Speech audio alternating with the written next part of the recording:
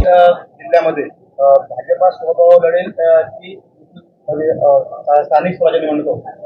बघा, भारतीय जनता पक्ष हा कार्यकर्त्यांचा पक्ष आहे. आम्ही आमच्या कार्यकर्त्यांच्या इच्छे पलीकडे काहीच नाही. शेवटी वरिष्ठ पातळीवरच महायुतीचा निर्णय होईल, पण शेवटी कार्यकर्त्यांचा पण मतांचा आदर ठेवला पाहिजे.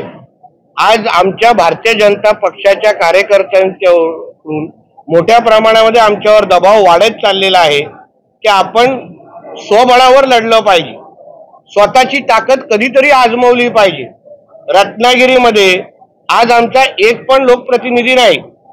राणेसाहेब आमचे रत्नागिरी सिंधुदुर्गचे खासदार आहेत, पण विधानसभा असो जिल्हा परिषद असो आमचे कोणच प्रतिनिधी नाही. सिंधुदुर्गामध्ये तर सावंतवाडीचे जिल्हा प्रमुखांनी सांगून टाकलेलं आहे की बाबा शिवसेना 60% आहे. मग अगर त्यांची एवढी ताकद असेल तर आम्हालाही भारतीय जनता पक्ष म्हणून आमची ताकद आजमावण्याची आम्हाला संधी मिळाली पाहिजे. कुठे ना कुठेतरी कोण कुठे उभा आहे हे जाणून घेण्याची, पक्ष बांधण्याची चांगली संधी या निमित्ताने अगर आमच्याकडे येत असेल तर कार्यकर्त्यांच्या ह्या ज्या भावना आहेत तर त्या आम्ही वरिष्ठ पातळीवर आम्ही निश्चित पद्धतीने पाठवणार आहोत. कार्यकर्त्यांचं म्हणणं आहे की रत्नागिरी असो सिंधुदुर्ग असो स्वबळावर आपण निवडणूक लढवली पाहिजे, जेणेकरून रत्नागिरी, आता उदाहरण राणे साहेबांच्या निवडणुकीमध्ये सिंधुदुर्गामध्ये भारतीय जनता पक्षाचे उमेदवार राणे साहेब होते, कमळ चिन्हावर उभे होते आणि 90% मतदान हे सन्मान्य राणे साहेबांना मिळालेलं आहे. रत्नागिरीमध्ये वोट ट्रान्सफर तसं होत असताना आम्हाला दिसलं नाही, म्हणजे शिवसेनेकडून शिंदे सेनेकडून भारतीय जनता पक्षाकडे. म्हणून त्याच्यात तिन्ही मतदारसंघामध्ये आम्ही पिछेहाट होतो. म्हणून कधीतरी दूध का दूध पाणी का पाणी झालं पाहिजे असे कार्यकर्त्यांची इच्छा आहे. त्यांनी आमच्यावर दबाव वाढवत चाललेले आहेत. त्यांचं म्हणणं आहे तुम्ही वरिष्ठांशी बोला, आपण स्वबळावर लढू आणि मैत्रीपूर्ण लढू. आम्हाला काय कोणाही टोकाची भाषण करायची नाही, पण मैत्रीपूर्ण निवडणुका लढू, जेणेकरून आपल्यालाही कळेल की बाबा कोण 60% आहेत आणि कोण उर्वरित आहेत. त्यानुसार मला असं वाटतं कार्यकर्त्यांची भावना महायुतीच्या संदर्भात आणि स्वबळाच्या संदर्भात आम्ही वरिष्ठांना कळवणार आहोत. लाडकी बहीण योजना जी आहे त्यामध्ये हजारो पुरुषांची नावं आल्या आता समोर येते, काय सांगा?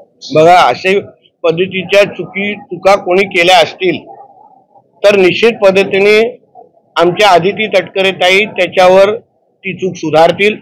त्या फार अतिशय प्रामाणिक पद्धतीने या याद्यांवर त्या काम करतायत. मुख्यमंत्री लाडली बहीण योजना ही आमच्या महायुतीच्या सरकारची अतिशय महत्वाकांक्षी योजना आहे.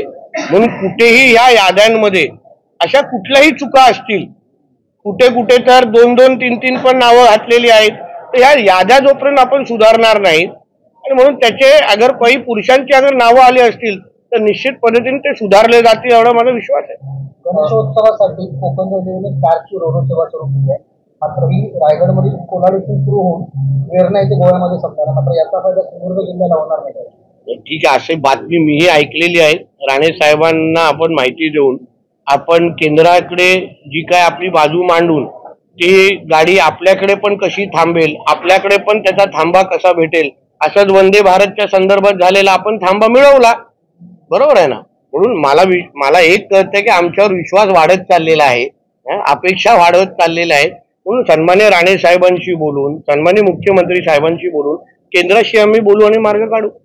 देवेंद्र फडणवीस यांच्या मंत्रिमंडळातील 75% मंत्री हे इंग्लिश आणि दरोडे सर्टिफिकेट देणाऱ्या माणसाचं चारित्र्य काय? स्वतः खिचडी चोरीमध्ये त्यांचा आरोपी आहे, भ्रष्टाचारामध्ये तो आणि त्याचे कुटुंब आरोपी आहे, 100 दिवस जेलमध्ये भ्रष्टाचाराच्या विषयासाठी जाऊन आलेला आहे पत्राचारच्या. त्यांनी दुसऱ्यांना कॅरेक्टर सर्टिफिकेट देऊ नये. भांडूपच्या 420 घरात बसून नुसतं फक्त अशा हवेत गोळीबार करू नये, कारण त्याला आता बोलण्याला काही महत्व राहिलेलं नाही. तुम्ही डोक्यावर बसवले हा सगळा शो आहे असं राहुल गांधी म्हणतात. असं आहे, कोण शो आहे कोण तमाशा झालेला आहे हे भारताची जनतेला चांगल्या पद्धतीने माहिती आहे. एका बाजूला आमच्या मोदी साहेबांनी सर्वात लोकप्रिय पंतप्रधान म्हणून उच्चांक गाठतायत आणि दुसऱ्या बाजूला राहुल गांधी सर्वात जास्त निवडणूक हरण्यामध्ये उच्चांक गाठलेले आहे. म्हणजे कोणी कोणावर टिप्पणी करावी याचं काहीतरी आता मर्यादा राहायला पाहिजे. सिंधुदुर्गामध्ये उद्धव ठाकरे सेनेमध्ये फूट पडलेली दिसते. एका बाजूला विनायक राऊत गट आणि दुसऱ्या बाजूला वैभव नाईक गट, दोन्ही गट आमने सामने दिसतात. शेवटी हा कधी ना कधीतरी विषय येणारच होता.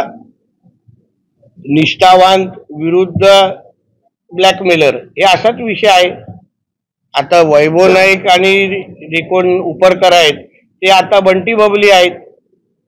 ते प्रत्येक जागी शिवसेना वाढवण्यासाठी जात नाहीत. निष्ठावान शिवसैनिकांना बरोबर कधी घेत नाहीत.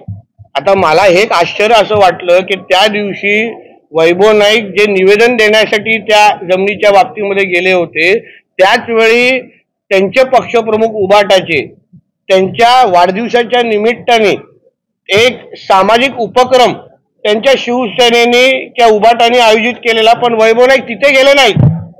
विचार करा. आणि म्हणून विनायक राऊतांच्या पराभवामध्ये वैभव नाईकांनी निभावलेली भूमिका ती आता विनायक राऊतांना कळली असेल आणि म्हणून हा विषय आहे.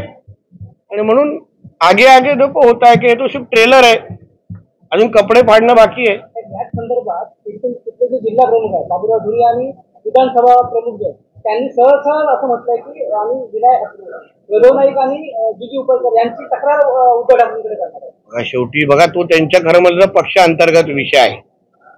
पण शेवटी निष्ठावान जे शिवसैनिक जे उद्धव ठाकरे जे काय क्वचितच राहिलेले आहेत त्यांनाही वाटतं की नाही की बाबा आज वैभव नाईकांनी उबाटा ही नाईक प्रायव्हेट लिमिटेड कंपनीच बनवून टाकलेली आहे. सगळं काही शेअर त्यालाच पाहिजे. कणकुलीमध्ये पण तोच, कुडाळमध्ये पण तोच आणि सावंतवाडीमध्ये पण तोच. मग विनायक राऊताचं पार्सल कायमस्वरूपी ते आम्ही मुंबईला पाठवून दिलं हेच तर वैभव नाईक वारंवार कृतीतून सिद्ध करतायत. चला वारंवार तेच बोलतोय की महायुती किंवा मित्र पक्षांनी एक दुसऱ्याचा मान सन्मान ठेवलंच पाहिजे. आम्ही महायुतीमध्ये आहोत. महायुतीमध्ये काम करत असताना अगर आमच्या भारतीय जनता पक्षाच्या कार्यकर्त्यांना अगर धमकवलं जात असेल, धमकून पक्षामध्ये घेण्याचे प्रकार होत असेल तर मग महायुती टिकेल का? टिकवण्याची काय गरज आहे का? आपल्याला उबाटा पक्ष अगर आपला कॉमन शत्रू असेल तर आपण त्यांच्यावर टार्गेट करायला पाहिजे. आमच्याकडे त्यांचे कार्यकर्ते संपर्कात येत नाहीत का? मी यादी दिली तर फार मोठी यादी आहे जे विविध पद्धतीने सांगतायत की आम्हाला सन्मान्य राणे साहेबांच्या पक्षामध्ये घ्या, परत घ्या की आम्हाला तिथे काम करायचं नाही. पण शेवटी आम्हाला महायुतीचं वातावरण खराब नाही करायचं आहे. पण अशा पद्धतीचे धमकवण्याचे प्रकार अगर सातत्याने चालू होत असेल तर वातावरण खराब करण्यासाठी कोण पहिला जबाबदार असेल त्याचा विचार करून पावलं उचलावीत. आणि म्हणूनच माझं असं म्हणणं आहे की स्थानिक स्वराज्य संस्थेमध्ये ह्याच कारणामुळे आमच्या कार्यकर्त्यांना, भारतीय जनता पक्षाच्या कार्यकर्त्यांना महायुती करायची नाहीये. तीच भावना वारंवार आम्हाला सांगून आमच्यावर दबाव वाढवतायत आणि आम्हाला सांगतायत तुम्ही वरिष्ठांशी बोला. म्हणून हेच वातावरण अगर खराबच करायचं असेल तर मग शेवटी ह्याचा फायदा तुम्ही तुमच्या शत्रूलाच करून देताय. आणि पक्ष वाढवायचा असेल तर उबाटा फोडा ना, काय प्रॉब्लेम नाहीये. पण आमच्या राणे साहेबांच्या ज्या पक्षामध्ये सन्मान्य राणे साहेब आहेत त्या पक्षाला फोडून मग राणे साहेबांचे निष्ठावान कसे होणार आपण? मग याचा विचार करायला पाहिजे. मागे भरत गोगले यांच्या मार्फत एक मेळावा झाला कुडाळमध्ये आणि त्याच वेळी आम्ही कुडाळ आणि सावंतवाडीचे आमदार हे शिवसेनेचे आहेत आणि जास्तीत जास्त लोकांचे आपले आहेत असं त्यावेळी उदय सामंत यांनी सांगितलं. तेच म्हणणं आहे ना. आता ते एवढे ताकदीचे लोक आहेत म्हणजे आम्ही काय इथे बसून नुसतं गोट्यात खेळतोय ना? आमच्याकडे ताकदच नाही. म्हणून बोलतो ना, आता एवढी मातब्बर ताकद असेल म्हणून त्यांनी खरंच एकटं लढवलं पाहिजे. कशाला मग आम्हा लोकांना छोट्या पक्षाला हातात घेतायत, म्हणजे बरोबर घेतायत. सन्मान्य राणे साहेब ज्या पक्षामध्ये आहेत, सन्मान्य रवी चव्हाण जे पक्षाचे, सन्मान्य देवेंद्र फडणवीस ज्या पक्षात, त्यांना अगर आपल्याला कमीच लेखायचं असेल तर स्थानिक स्वराज्य संस्थेमध्ये दूध का दूध पाणी का पाणी होऊन जाऊन काही हरकत नाही. पण आम्ही आजही सांगतो तुम्हाला, महायुतीचं वातावरण आम्हाला खराब करायचं नाही. आम्ही कोणाच्या अंगावर जात नाही. कोण अंगावर आलं तर त्याला सोडत नाही. शेवटी संस्कार राणे साहेबांचे आहेत. एबीपी माझा, उघडा डोळे बघा नीट.